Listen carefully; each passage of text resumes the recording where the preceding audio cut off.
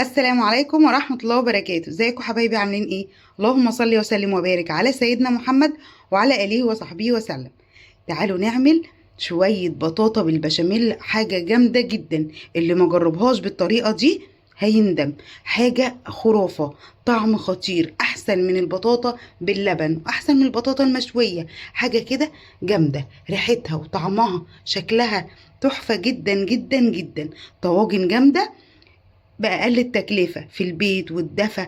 ندفي بيتنا كده في الشتاء الجامد ده، عايزين حاجة سخنة جامدة جدا، تسقع وتحط في التلاجة تبقى خطيرة. هناكلها كده وكده. عايزاكم تجربوها. يلا بينا شوف مقاديرنا هنعمل ايه. جبت البطاطا بتاعتي، قشرتها، غسلتها حلو، قطعتها قطع صغيرة كده عشان ما تاخدش معايا سوا. تمام. الكمية اللي تحبيها هاتيها. دول 3 كيلو. تمام. دول 4 معالق سكر هنحط وندوق، لو عايزين سكر تاني هنحط. تمام كده. دول 4 معالق سمنة بلدي. تمام. عندك سمنة مخلوطة، تمام. عندك سمنة عادية، الموجود والمتاح. تمام. كوباية قشطة، لو عندك من وش اللبن يبقى تحفة جدا، بس انا صراحة ما عنديش فجبت كوباية قشطة. ده الدقيق اللي هنعمل بيه البشاميل دلوقتي. وعندي لتر لبن، وعندي نص كوباية لوحديها كده صغيرة هحتاجها وهقول لكم هنستخدمها ازاي. وادي الفانيليا بتاعتي.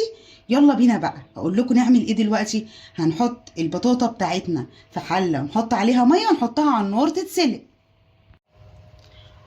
كده حطيت البطاطا بتاعتي تستوي او تتسلق. تعالوا بقى نعمل البشاميل بتاعنا. جبت البوله او الطاسه او الحله اللي على النار وحطيتها اهو. انزل بيها بالسمنه. بسم الله الرحمن الرحيم. هخلي بس قد معلقتين اهو من ايه، من الاربع معالق او اقل، يعني معلقه واحده بس كده هحتاجها وهقول لكم ليه. تمام. السمنه تسيح اهو.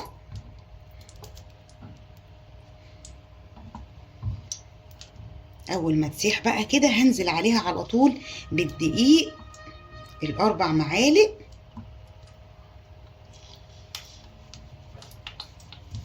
اهو. خلاص.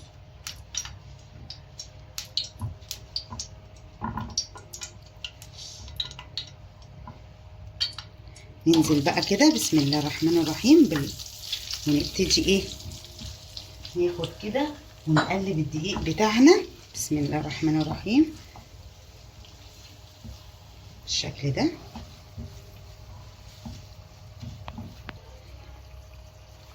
اهو. بصوا بقى كده، احنا مش هنحمر الدقيق طبعا، احنا عارفين البشاميل اللي بيتعمل ازاي، بس احنا هنخلي بس يا دوبك الدقيق بتاعنا يستوي كده اهو،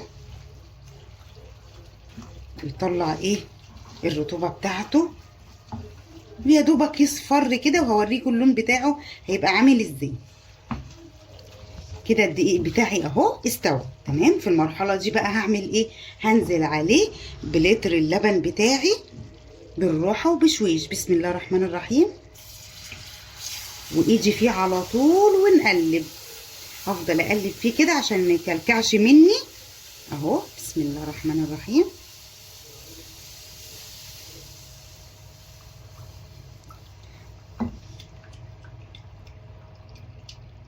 هنجيب بقى ممكن في الفترة دي او في المرحلة دي نجيب ايه، المضرب، وابتدي ايه عشان افك الدقيق بتاعي. بس هو ان شاء الله مش مكلكع ولا حاجة، وهفضل ايديا فيه لغاية ما يتقل معايا. تمام. ويبقى قوامه كريمي كده وحلو. تمام. هفضل بقى اقلب كده عشان ما ايه، ما يتقلش قوي مني او يكلكع مني.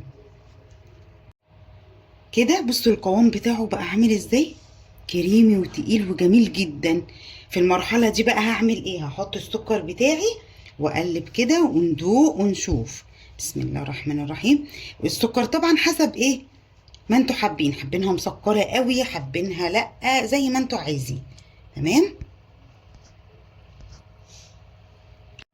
حطيت السكر بتاعي، احتجت كمان معلقتين. تمام. علشان ايه، يبقى سكره مظبوط.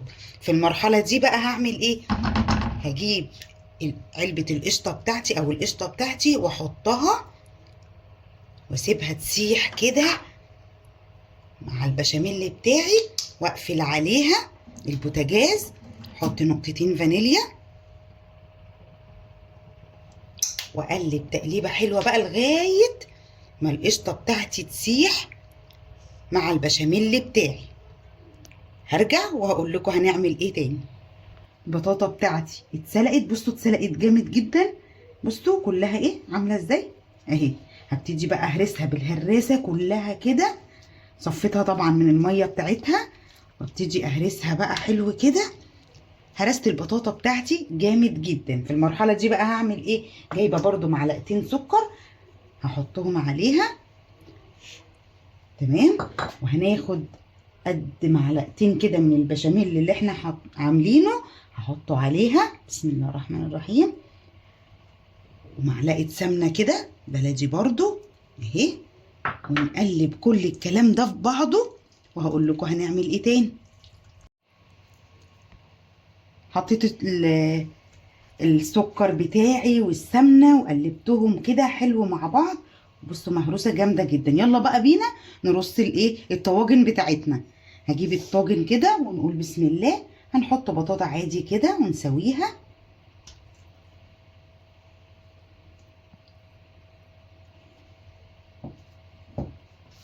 كده.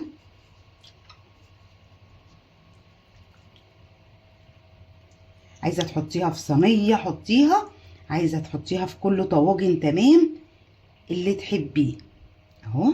3 2 1. حطيت البطاطا بتاعتي في الطواجن ورصيتها حلوه كده. هبتدي بقى نحط يلا البشاميل بتاعنا، بسم الله ما شاء الله جامد جدا. بسم الله الرحمن الرحيم. ابتدي احط كده واوزعه على الطاجن الكبير. يلا بينا بقى نحط في باقي الايه الطواجن بتاعتنا كده، ونرصها كده ونسويها. عايزه اقول لكم خطيره، اللي ما جربش البطاطا بالبشاميل الحلو جامده جدا جدا جدا.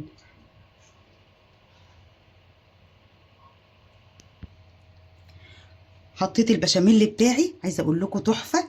بصوا المنظر، بصوا الجمال، شكلها جامد جدا. في المرحله دي بقى هبتدي حبه اللبن او نص كوبايه اللبن اللي قلت لكم عليها، هحط عليها معلقه سمنه واديها تقليبيه كده، واديها بس ايه شكل كده من فوق الوش عشان البشاميل بتاعي يحمر.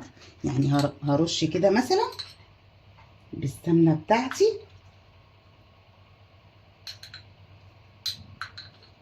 وادخل على الفرن على طول على درجه حراره 200، ياخد وش بقى كده. عندنا كل حاجه مستويه، احنا بس هندي وش كده لغايه ما الوش بتاعه يحمر، وهوريكم شكله في الاخر وطعمه عامل ازاي. هيبقى خطير جدا جدا جدا.